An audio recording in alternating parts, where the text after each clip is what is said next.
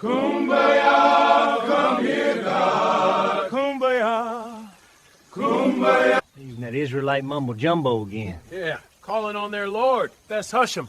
Y'all keep it quiet out there. Our ancestors didn't go through all that so we can flee. No, they wanted some damn justice. Shit, they didn't flee. What I'm gonna flee for? Yeah. We built this place. Our blood's in this soil. I ain't fleeing. We need to stay right here on the plantation. They've made you believe this is yours. You got Stockholm syndrome. Don't you see what they've done to you? We built the foundation, so we didn't abandon the house. Our foundational Black American ancestors built America's wealth. The plantations, the railroad, the Capitol, Washington, D.C., the White House. We built the goddamn White House. You understand? So fleeing, no, we're going to enjoy this. Everything we built, yeah. All of these discriminatory laws, yeah, you're going to change that. Yeah, we're not going to sit up here and build a mansion and then give the keys to somebody else. No, we stayed and said we're going to reclaim some of the shit that's old and some of the shit we built. We about to enjoy this stuff too. That's the thing that made us unique. We're not going to build up all this great wealth and all this culture and just bounce and then let everybody enjoy it. No. Give me that bottle and a match. Now we're gonna show them how we get down. That's how we did. That's why we said we're going to enjoy these luxury cars. We're going to enjoy these nice homes. We're going to enjoy this jewelry. We're going to enjoy these fresh clothes, these fresh shoes, with these fresh haircuts and hairstyles. We're going to enjoy some of this wealth that built this damn nation. We ain't going to be in no fancy towns. You got us sitting over here in E. coli rivers eating bushmeat. All that. No disrespect to folks foreign. I'm not trying to crap on you. Pastor treats me good. Since I helped building the White House, he even let me sleep in the big house and gives me nice clothes to wear. Shalom, shalom, shalom, shalom, shalemi family. Let me timestamp this. Today is Tuesday, March 3rd, 2026. And, you're just seeing everything that you're seeing and you heard what you heard. First with the two slaves, and one of them was talking about, running and leaving the plantation, getting freedom and all that. And then the other one was like, they ain't going nowhere. And, basically I got it good here. We got it good here. So you see what's going on, Now we look at what this other man is talking about. He's been preaching this for a long time about staying here. We built this, all the mansions are here, all the fly stuff, and, the fly cars, the jewelry and all. We can have all that somewhere else, okay? We can build it up somewhere else, because as long as we build it here, you see what they do, as he stated. They destroy it and we build it up again. I mean, what do you want to do? That's insanity. You know what I mean? To try this over and over, and you know what's going to happen. They show you over and over what they're going to do. We need to build it up on our own territory. We're POWs here. Okay. He has Stockholm syndrome. This guy that's preaching this stuff here. He has Stockholm syndrome. Okay. I just got to keep it a buck. And if you're following him with the FBA thing, hey, go ahead and do it. I'm not going to try to tell you to not do it. You have your own mind. You have your own decision to make, because I don't want anyone down with me that's lukewarm. Okay. And I don't want to be around, I don't want to accompany myself with the wrong type of people. Okay. My thing is this, I believe that we should leave the remnant. I'm speaking to the remnant. So this is a small amount of people that's hearing this. The large amount, you can just go ahead and cut this off right now. It's not for you. Okay.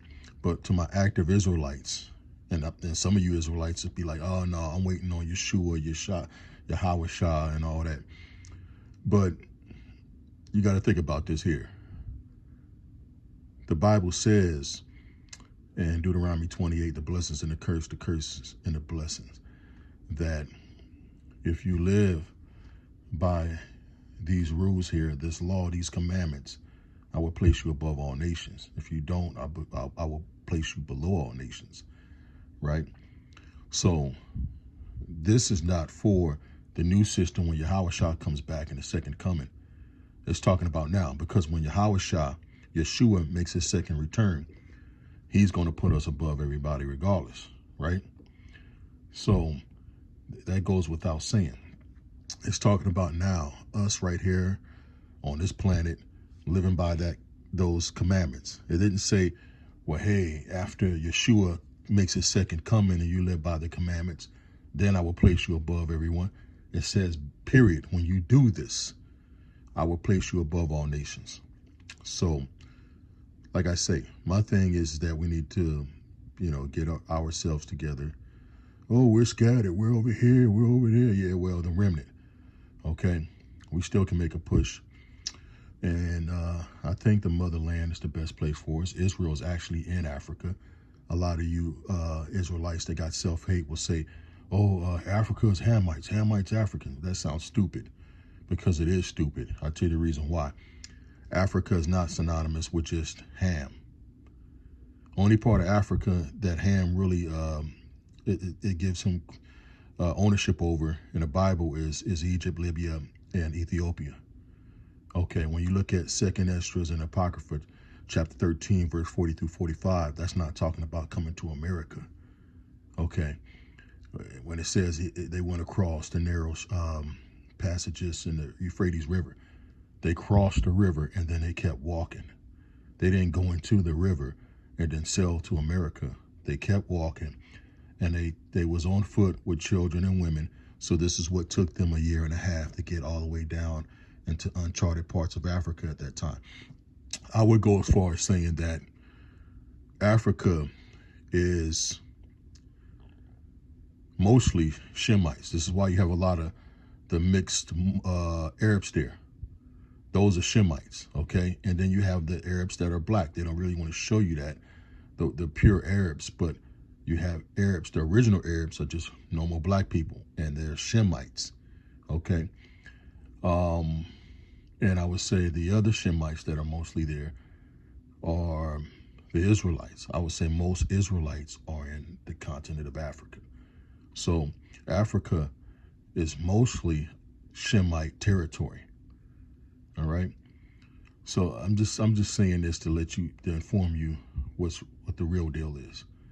All right.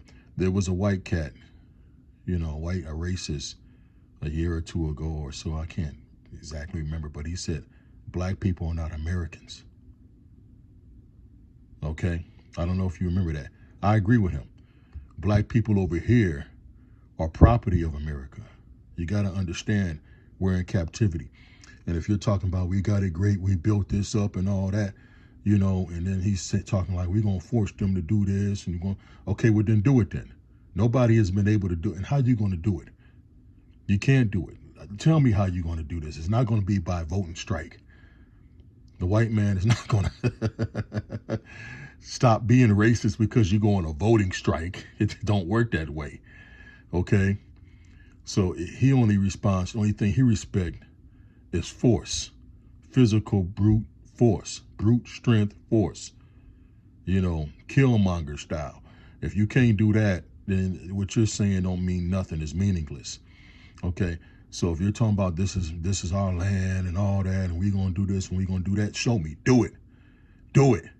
Talk is cheap. I want to see you do it. Then let's see actions. What you're talking. Put actions behind your talk. Okay. We don't own any B-2 bomber fighter jets, any tanks, any warships, any missiles, anything like that. So I want to see you accomplish this without having this military. Okay? Let me see you force them into doing what you want them to do. All this stuff about reparations. Let me see you force the reparations. I believe the only way they'll give up reparations, I could be wrong, but if they go to electronic currency and they say, okay, well, you got to take this thing in your hand and in your head. This is how we're doing money exchange now. And we know that the Bible speaks about that, and it's called the mark of the beast in the Bible. And it says, if you take this you're going to hell. Period.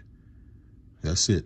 So I believe the white man would give Israelite people that, hey, you want your reparation, we'll give you $50,000 on it, on this electronic frequency transmitter that goes in your hand. But we know that some of you don't have arms because people had them cut off or blown off or whatever. So, we'll put it in your head because you can't live without your head, right? So this is reality. I know some of you are, what and all that. You may go in the comments and say some things, but it's meaningless. The facts stand, okay? And only way you're going to really get reparations is by taking it, by force. Or, like I just told you, that's it. The only way you're going to have anything in this country is by taking the country by force. If you're black, if you're an Israelite. This is not our country. We wasn't here first. He tries to tell you, oh, we go all the way back. We was here before America and all that. Those Olmec people are black Indians. I said this before, and I'm getting tired of saying it. And I know some of you hearing it, well, they don't say it anymore. No. I'm going to say it for the ones who haven't heard it, okay? The Olmecs are Egyptians that came down here on, what's the name of that thing? I think it's called the North Equatorial Current from Africa. They didn't even really need any sail. They can just get in the water and ride that current all the way to the Gulf of Mexico. Okay? And it's apparent in them building pyramids, and you see that the pyramids are there, and they might be made out of different material because they had to use what they had there. And, hey, they set up camp. So I believe that the Olmecs, are black Egyptians, and they brought some of these people called Khoisan people with them. And I believe that the Khoisan people are the forefathers of Asian people, and the Khoisan people are down there in South Africa right now. It's spelled Khoisan, Khoisan. All right, and the Asians look just like them. And I believe that they had babies, and their offspring are the Mayans, the Incas, and the Red Indians. And if you read this book by Lerone Bennett Jr., it's called Before the Mayflower, it breaks it down to you. The white man came here. He could not enslave. He tried to enslave different people. It didn't work. They couldn't do the work. They was falling out, dying, the Asians and the whites and all that. And enslaving his own people, it wasn't working anyway because they can just walk off the plantation and blend in with other white people. And they couldn't do the work. It was just too much hard work for them out there in that that sun, right? So they got slaves, but they tried to enslave the Indians. It says this, but that didn't work. So they tried to enslave the Indians. This would mean the Red Indians and also the Black Indians, their forefathers. But it didn't work because the Indians knew the land, the territory better than the white man. So the white man they'll just wait till night, it get dark, take a horse, ride back to their tribe, and if the white man tried to retrieve them, he would be lit up with a bunch of bow and arrows. Okay, a bunch of arrows would hit his ass. Back in those days, they had muskets, and that was way back. So, I believe muskets take anywhere from 20 seconds to a minute to reload, and it don't take any time to keep hitting somebody with an arrow. And at that time, they didn't have the manpower to stand up to the Indians. So those Indians, Black and Red Indians, did not go into slavery. So if you're a product of former slaves, then you came here on slave ship. Your ancestors are not Black Indians or Red Indians. You might have some of that blood in you because those people did enslave us. It's like we have some European blood in us, some white European blood because we were enslaved by them. I'm not saying we don't have any of that blood in us, right? But I'm saying for you to say that all my ancestors are here first and you're one of them, you're not one of them if your ancestors were slaves. I've met people, very few, and they're Black, and they'll say, hey, my people been here for ages and we've never been in slavery. Those people are Black Indians. Those people are Olmecs, okay? And especially they come from, out west, Midwest, or something like that. Those are Omax. Down south, South Carolina, all them places, Omax. All right. So I'm just gonna cap it off with that. Oh, and just think about it. This makes all the common sense in the world. The Red Indians. When I was a child, I played with cowboy and Indian toys. Indians fought back. So the Red Indians fought back, right? So if you're saying that your ancestors were black Indians and they were slaves, then you're saying that the black Indians were a bunch of punks then, because they didn't fight back and they went into slavery.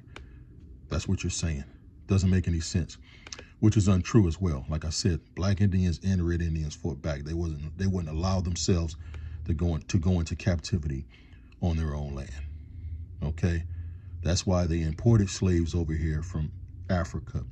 And those slaves that they imported were Israelites. And for those of you who don't know, read the Bible, the whole chapter, Deuteronomy chapter 28. It's not that long. It's the blessings and the curse. It's the contract between us and the Most High and us, I should say. And if you read all the way at the end, I think it's chapter 28, verse 68, Deuteronomy 28, verse 68 or 64. It says you will go back into captivity by ship, which means you will go back into Egypt by ship, which means you will go back into captivity by ship, because the Israelites at that time, the only thing they knew of captivity was Egypt. Egypt was known as the house of bondage. Okay, so that's why it says you will go back into Egypt by ship. In other words, you will go back into captivity by ship, because they were already in Africa. They didn't need a ship to get to Egypt. Okay, makes all the sense in the world. Anyway, and there's other scriptures supporting what I'm saying when it talks about Judah scattered to all four corners of the earth. It's talking about the transatlantic slave trade. All right, so the people who were in slavery in America, United States of America, and everywhere else are Israelites. Brazil and all across the planet, these are the kingdom of Judah. And the people that were here before that, before the white man, are, I would say, Hamites, Egyptian. That's why they built pyramids and statues and stuff like that. Israelites don't build any statues. And when you look down there in the Gulf of Mexico, you see all of those colossal head stones, head statues and all that. That's something that Hamites, Egyptian do, okay? So let me close this out by saying much love and respect to the converts. Much love and respect to the active Israelites, and all praise and glory to the Most High Yah. Shalom, shalom, shalom, shalom, family. I'm gonna get with the FBA family out there so that y'all can cut that shit out and stop that. Yeah, that's the thing. When we start talking about reparations, all of a sudden somebody hops up, well, Africa, we need to repatriate, go back to the motherland. No. We stop all of that. Stop all the Pan-African talk. Stop all the motherland talk. We have food, shelter. I'm not in the fields. He doesn't treat me harshly. You call this living? Depending on another man's mercy, never knowing when it changes, he can do whatever he wants to you anytime he feels? If we had a land of our own in Africa, do you think we could really control it? Run it righteously? We can, if we keep the commandments. Deuteronomy 28 verse 7 says, "The Lord will grant that the enemies who rise up against us will be defeated before us. They will come at you from one direction but flee from us in seven." I do not want any devices going into anyone's body for currency exchange, so our currency will be GPSed gold coins. Understood, Majesty. I am aware that reprobate oppose the role I have been given to guide Yah's people to the wilderness, just as the wicked understand that I give all praise to the Most High Yah. Set up the meeting with Governor Gad. The king is pushing with everything he has. Infrastructure, defense, food. He's holding it together. True. He's no Most High, but he's been faithful to the charge he was given. Until Messiah returns, that's what we need. Steady hands, steady hearts.